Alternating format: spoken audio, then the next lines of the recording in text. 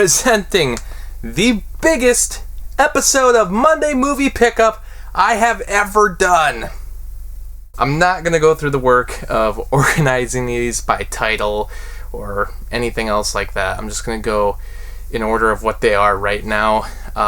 Basically what happened was there was an article in the paper recently, the local paper, about my channel, the different videos I do, and of course about the enormous collection that's here.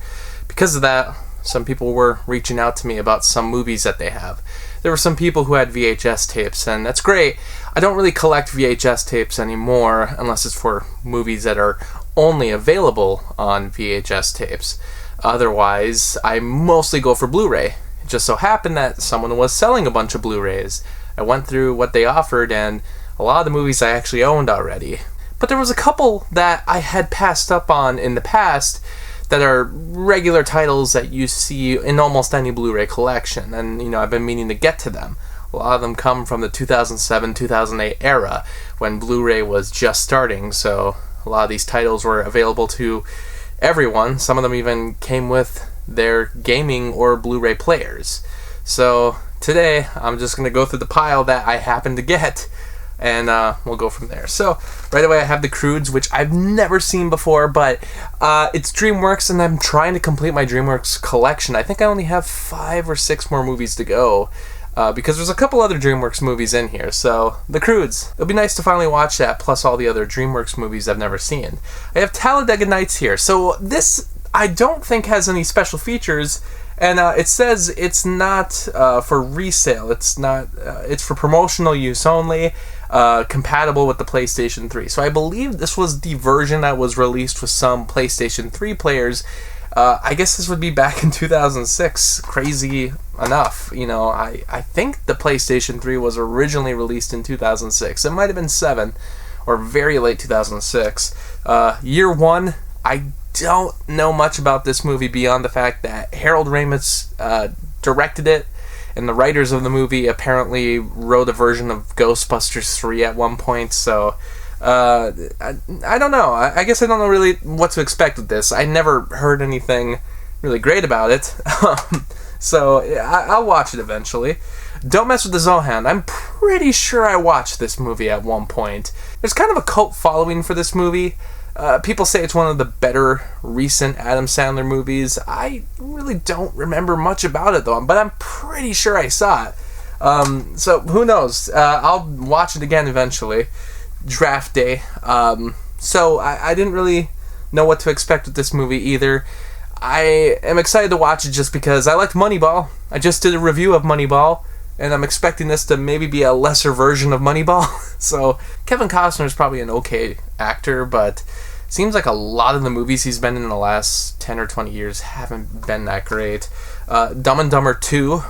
So the only Dumb and Dumber movie I don't own now is Dumb and Dumber, whatever that stupid spin-off or prequel movie or whatever it was. I saw this in theaters. I wasn't too impressed with it at the time, but I'll give it another watch, see what it's all about.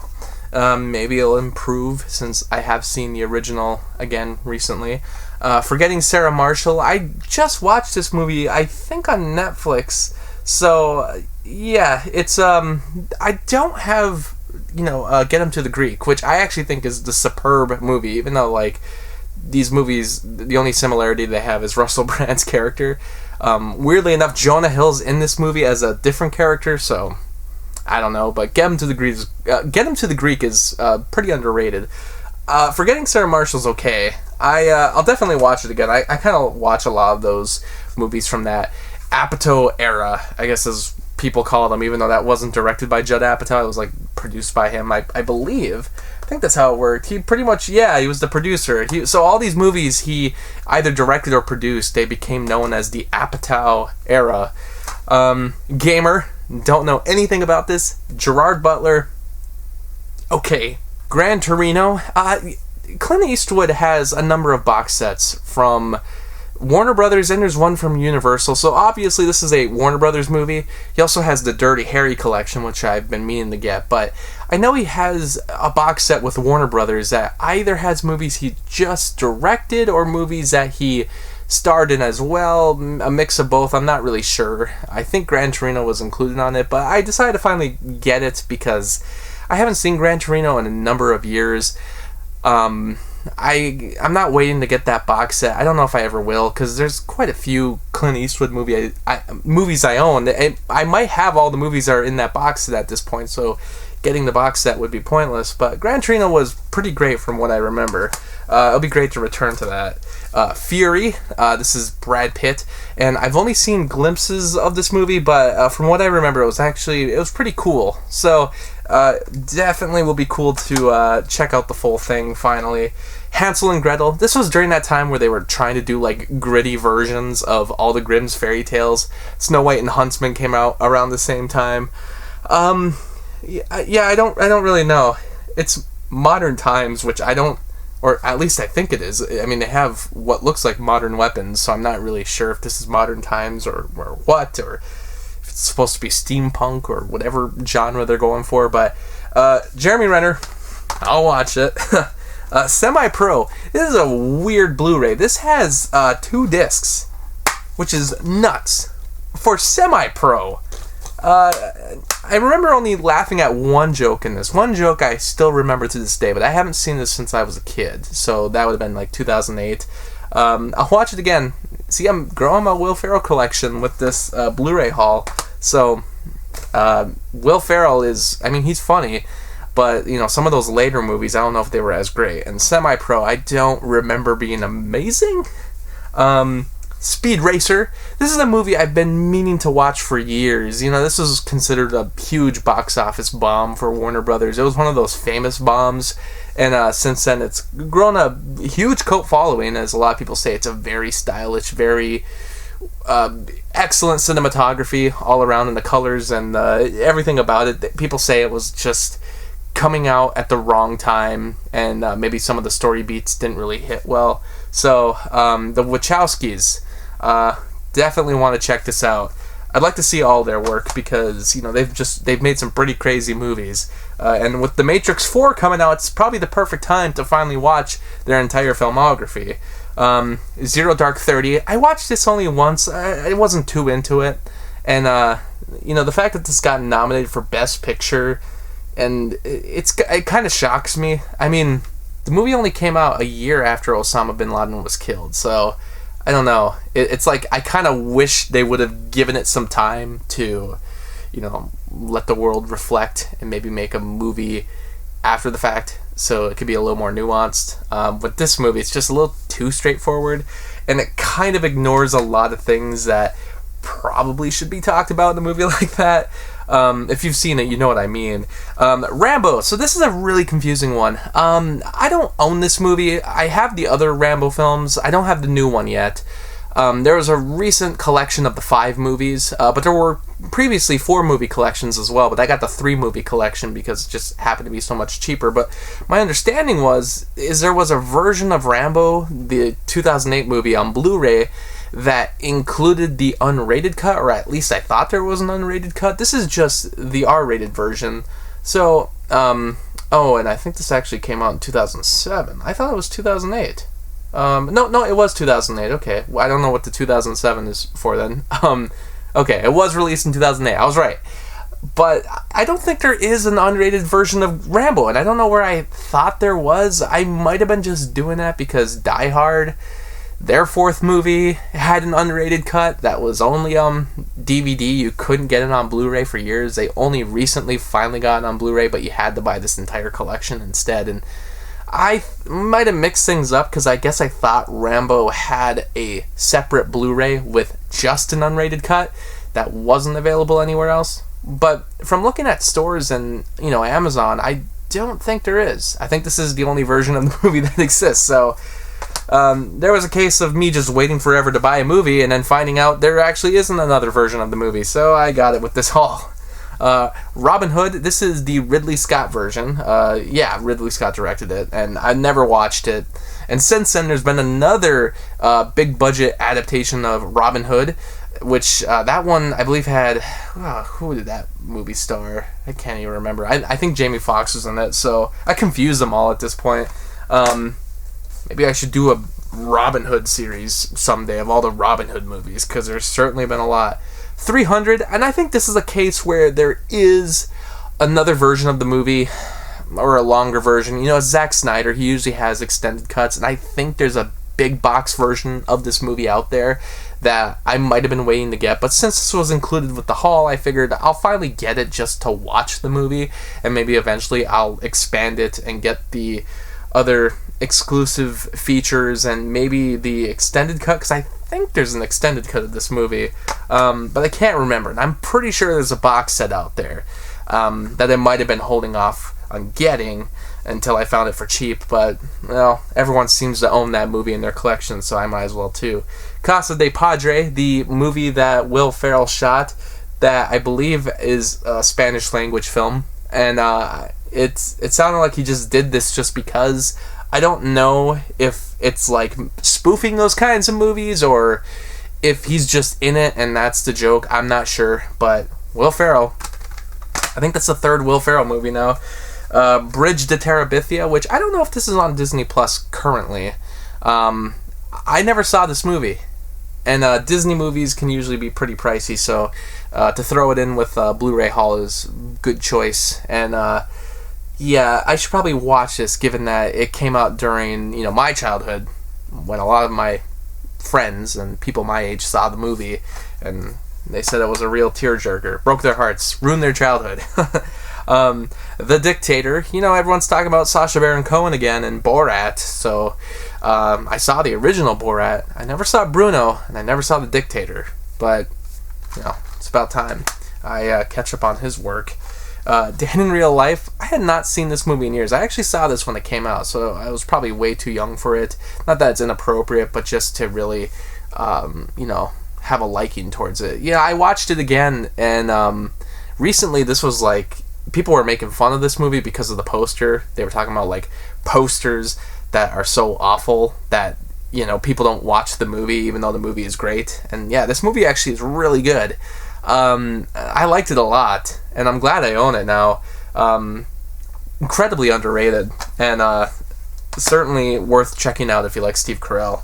Paul, this is a Nick Frost and Simon Pegg movie that wasn't directed by Edgar Wright. It also stars Seth Rogen as the alien, Paul. I remember watching this when it came out. I saw it on DVD at home, but I don't know how much I was paying attention because I don't remember anything about it. But, you know, I own the other Nick Frost, Simon Pegg movies. I even own Nick Frost's movie, Cuban Fever, so I might as well own Paul. Planes. I never saw it. It's a Cars spin-off. It takes place in the Cars universe, weirdly enough. Is there a cameo in this movie from Lightning McQueen? It's weird because it's Pixar universe. It was directed by, you know, it was produced by Disney Toon Studios, which I don't believe exists anymore. But they made a sequel to that, so maybe the first one's okay. I heard the sequel was actually better, so I should probably look out, you know, buy that as well. Nerve. This movie was dumb. I did not like it, but my fiance did, and she's been telling me to get this movie for quite a while, so I finally saw it with this big haul of Blu-rays, and I was like, alright, I'll get it just for you, just so you can watch it again. Maybe I'll like it the second time. The Monuments Men. This was a movie I really wanted to watch when it came out, and it just sort of I forgot about it, and it didn't end up being talked about much after the fact. It was directed by George Clooney. He also directed Leatherheads. He is really influenced by the Coen brothers as far as, like, characters and the way the story's paced, but he's not as good of a director, I think. I mean, obviously, like, the Coen brothers are better directors, but he's worked with them a lot, so I think he's trying his hand at it. And, you know, I do want to see this movie, though. I remember the plot being very interesting. And, hey, Bill Murray. It's always good to see Bill Murray in things. Home. This movie looked really stupid when I saw the trailer for it, so I never saw it. But DreamWorks. Finishing that DreamWorks collection. John Carter. This is a movie I've wanted to watch for a long time. Andrew Stanton. And, I guess, yeah, I never knew much about it other than it was based on, like, an old book, or it might have even been a serial back in like the 30s. Not quite sure. I don't know much about John Carter, but I want to watch it. It was a movie that a lot of people said a lot of people after the fact have said it's pretty good. Kingpin. This is probably like the oldest movie that's in this Blu-ray haul. Bill Murray's in this movie. This was on Netflix recently. I think it's been taken off now, though, so I never got to get a chance to watch it. So, finally get to watch it. I don't know how many more... this was released in 1996. Really? I thought this was an older movie than that. It surprises me. The Love Guru. I remember so many funny jokes from this movie, and yet people say this is awful and it ruined Mike Myers' career, but I saw it back in 2008 when I was a kid, so maybe it hasn't aged well at all. Maybe I'm going to watch it and be like, oh, it is bad. But hey, why not own it? I own the Austin Powers movies. You might as well own the Love Guru. Who directed this? Marco Schnabel. Okay. Land of the Lost. So I saw this movie when it came out in 2009.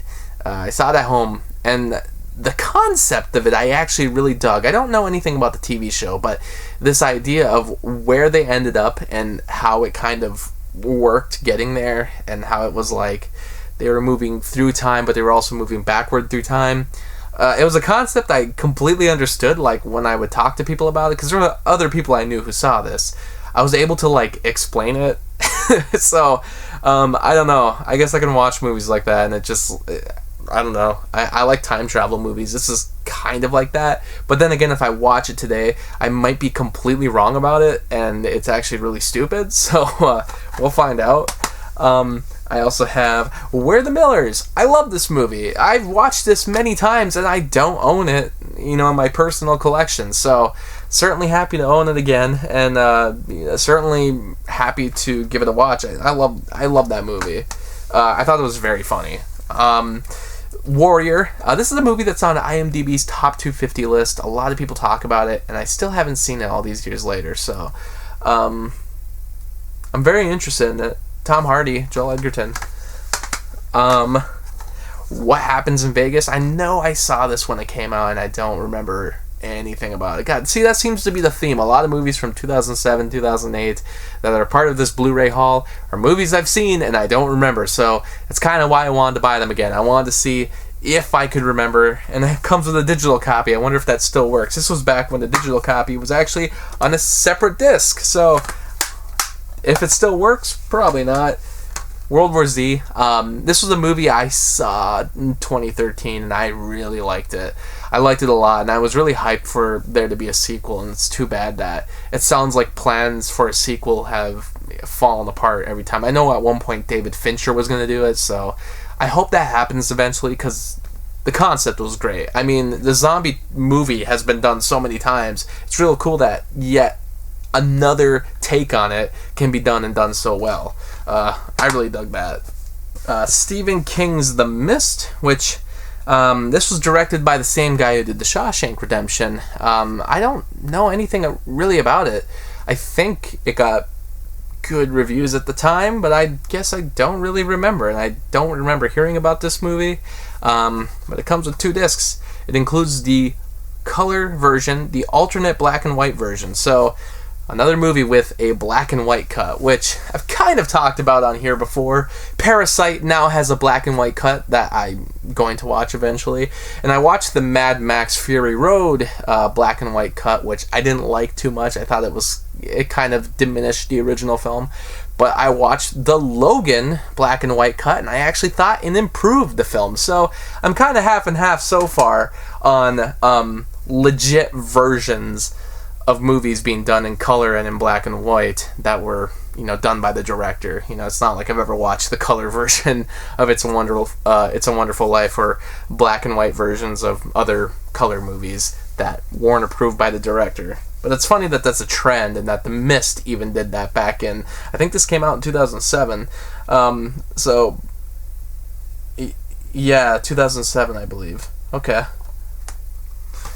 This is 40. This is the spin-off to Knocked Up. and or the sort of sequel to Knocked Up.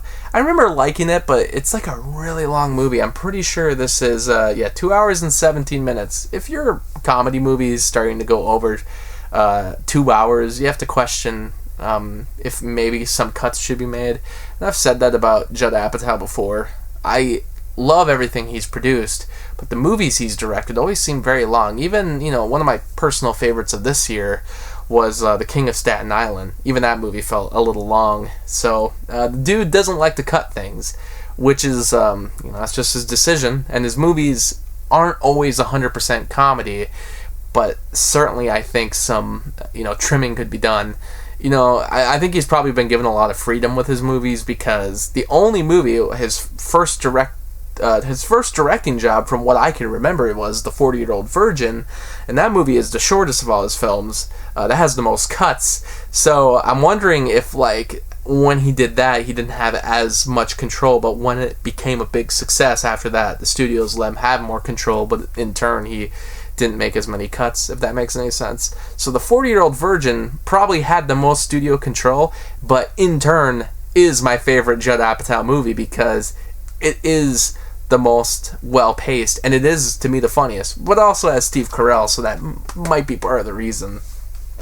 The Three Stooges, which this is another one that I think kind of went forgotten at the time, and people thought it was blasphemous that they were even making a Three Stooges movie, but over time, it sounds like this movie has gained somewhat of a cult following, where people say it's actually pretty good, and it pays tribute to the original Stooges pretty good. I just didn't understand the idea that, how dare they make a Three Stooges movie in modern times, that the original actors, are long gone, you can't recreate them, but it's like...